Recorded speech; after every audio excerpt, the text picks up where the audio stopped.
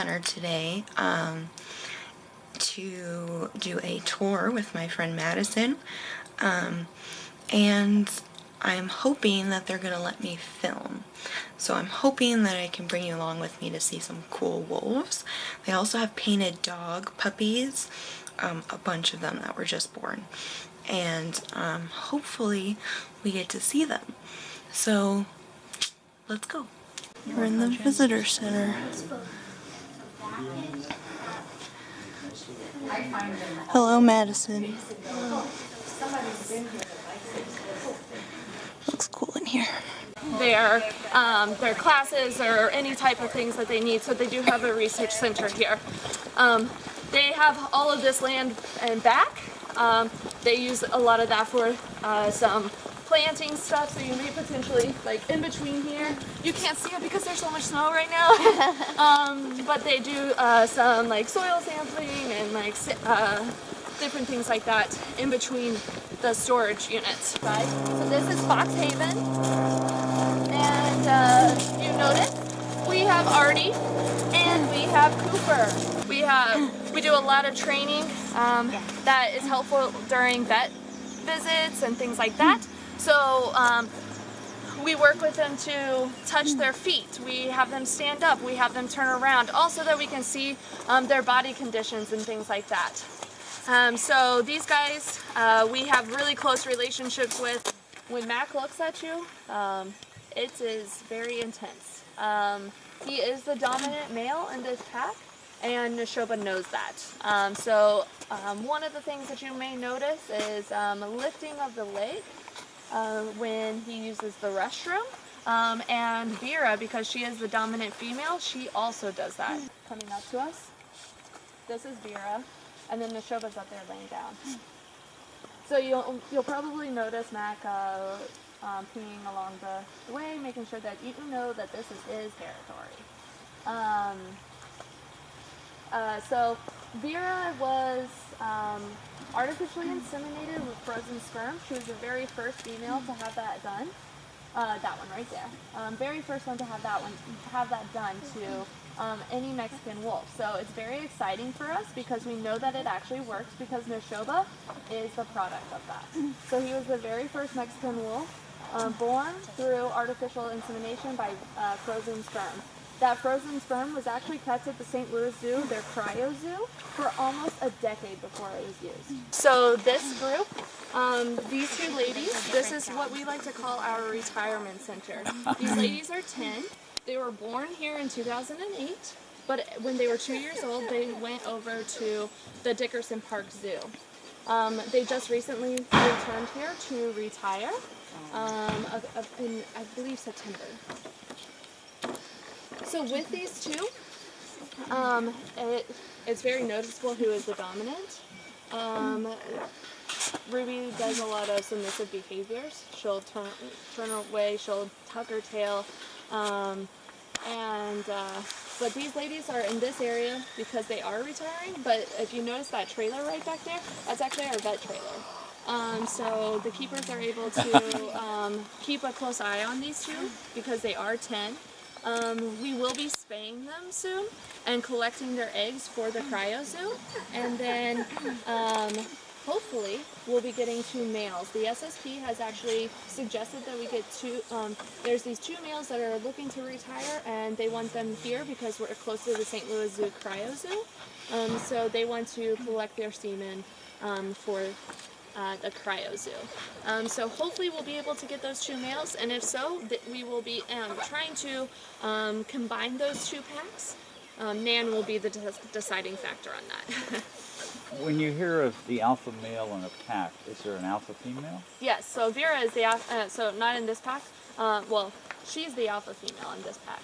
So Vera in the other pack, the mom, that's the alpha female. So it's more or less the dominant breeding pair.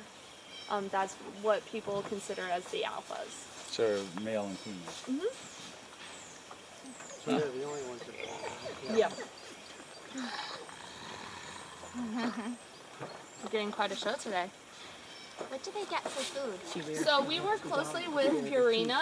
They actually have a zoological line for animals in zoo facilities and centers like ours. And so we work specifically with them to create an exotic canine chow. So the sisters are very jealous of each other.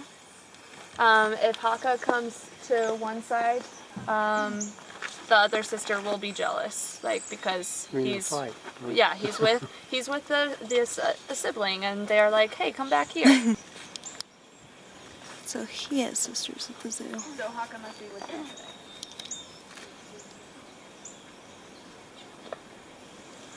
And it's very cute, I would say, because Haka is the reprimander of this pack.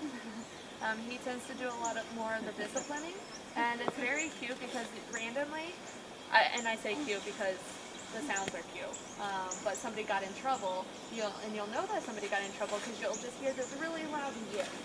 And that's because somebody just got reprimanded and somebody got in trouble by mom or dad. And So, how is that expressed? Do they nip each other? Or? So you may potentially see Haka like nudge one of them or like flip them up, you know, or like just look at them. Like some of them, like he just looks at them and they're like, ah. But it's also suggested that we only hear about 30% of what they are saying because their frequencies are so high. This is where our main wolves are. We do have those two puppies, like I said. I've never seen them. We've seen them on webcams, but they haven't actually come out. Nina has been coming out a lot because, and that's mom, because these two, Oka and Artemis, they like to go up along that fence line because they notice something is different, but they've never seen what is different. So they smell it, but they can't see it. Nina is not happy about that, so I have heard her roar bark like very often recently, and it's actually a very rare encounter, and I've heard it 3 times. So our red wolves actually have a higher pitched howl, and they eat the entire thing. Like they eat bones for everything. They have one of the strongest jaw crushers in the animal world, and so they are able to break bones and chew up the bones.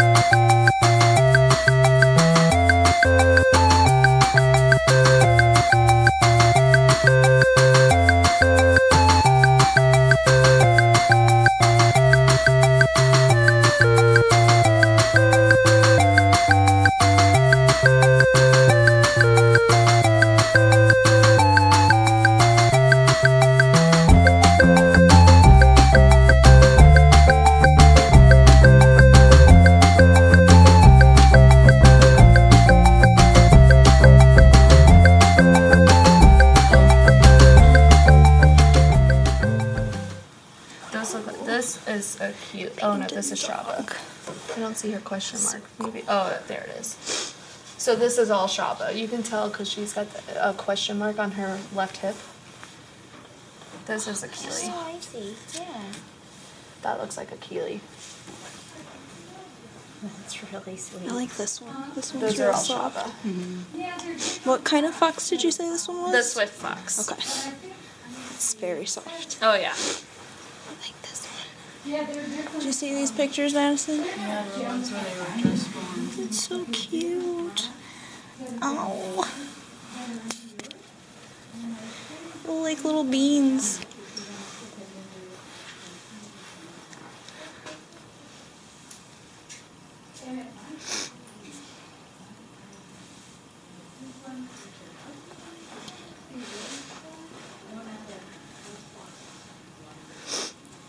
Wow.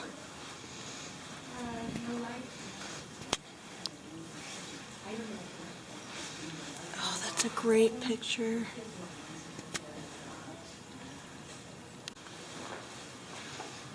Do you do the next one or no? Karen? Yeah. She's got training and stuff. Oh, okay. Coyote. Oh, that's our last one. It's crazy. Yeah. We don't have any private viewers or anything today. What'd you think? It was amazing. It was so cool. There were baby painted dogs. They were very cute. The maned wolf I could smell when we went back there. But you know what? He didn't smell that bad to me. Like, I could smell him, but I was like, it doesn't smell as bad as I thought. It smelled like fruity. What? Yeah. It smelled like straight up poop. It smelled like bad fruit, but fruity. Your nose is off. It smelled straight up like dog dung. I don't know, maybe it's because I'm around animals all the time. I mean, I'm around dog poop all the time. I guess. They eat a different diet than the dogs I'm around. I guess. dogs They're I'm still around. canines though, or, you know. Well, yeah, but I feel like if you're eating like bones and stuff, it's gonna smell a lot different. Yeah. But Well, you know the rhinos. The rhino poop. I walked to my office and the rhino poop, that hits you hard. my thing was that was really cool is that the lady was super nice.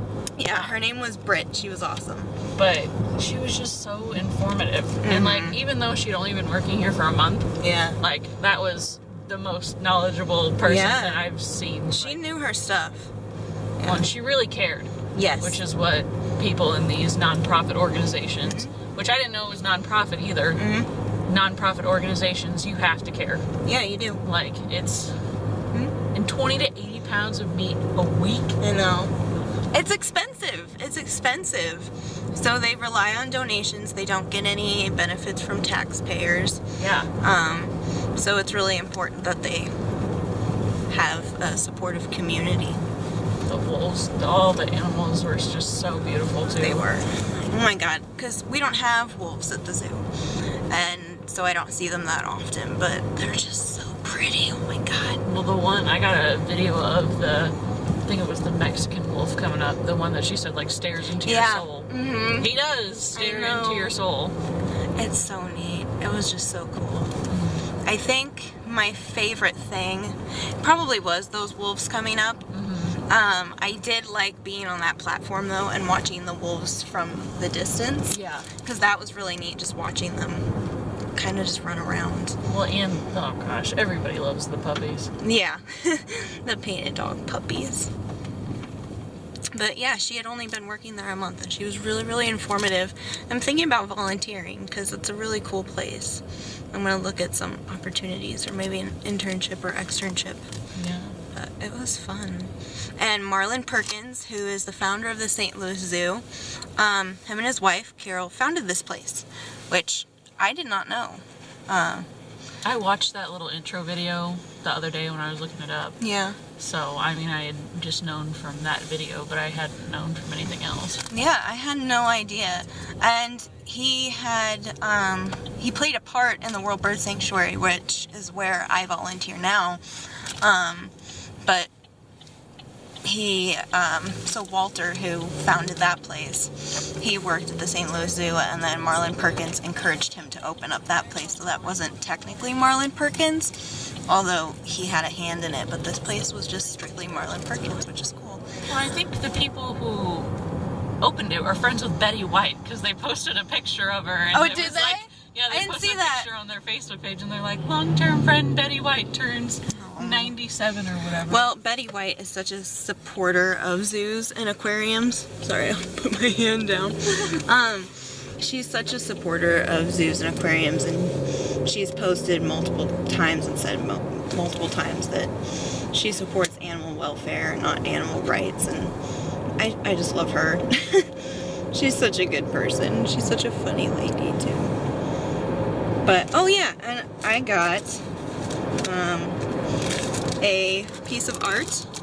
This was painted by a painted dog, an African painted dog. That's ironic.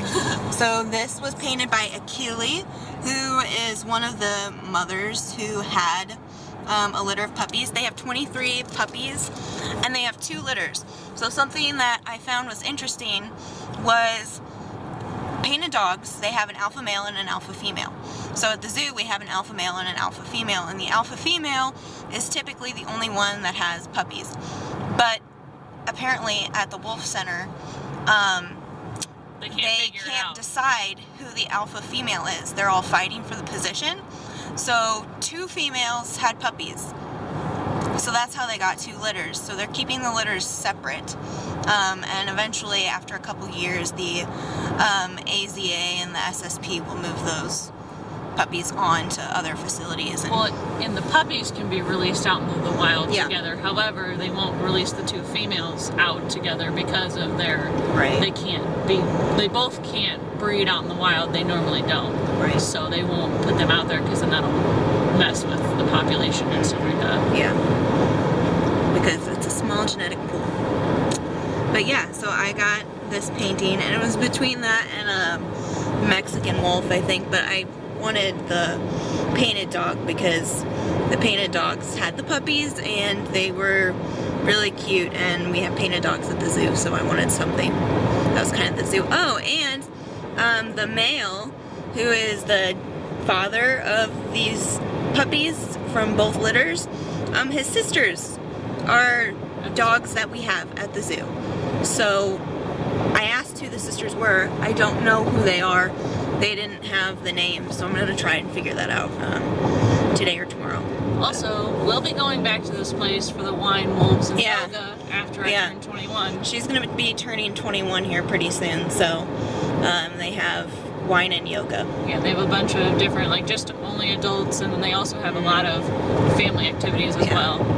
My coworkers have done the wolf howl on the education retreats before, and oh my god, it just sounds so cool, because basically you go out at night and you howl and the wolves howl back, and apparently there's one wolf that won't stop once you start, which is amazing, and I want to do it so badly, so we're gonna have to do that sometime. Oh yeah. And they have a photography tour, which I think my dad would really like. So it was just a cool place. And then Madison got a t-shirt. And It's a and really little cool keychain t-shirt. of the African painted Oh, dog. cool. I didn't know she got a keychain. But yeah. And now we're going by World Bird Sanctuary. And now we're going to Ronnie's to see Wreck-It Ralph 2. Because I haven't seen that yet. I haven't either, and I love the first one. I know, it's such a good movie. Wreck-It Ralph 2 was really good. I'm back home now, obviously. Yeah, I liked Wreck-It Ralph 2. Not as good as Wreck-It Ralph 1, but the Disney stuff was really fun because they had Marvel, and spoiler alert, they had Stan Lee, and they had Star Wars, and the princesses were really funny. I liked it. The Wolf Sanctuary was really, really cool. I'm really glad I did that, and I'm going to do more tours there, I think, in the future. And now my dad has Taekwondo at the YMCA, so I am going to head down there with him, and I'm gonna probably work out. He might have his belt test tonight, so I'm gonna do that. And yeah, then we might go out to dinner. So we're kind of basing it on what the weather does, because it's going to snow again. So that's fun. Anyway, thanks for coming on this little journey with me. If my dad does his belt test and I get video of it, maybe I'll put it in here, but if not, I will see you later, and thanks for watching.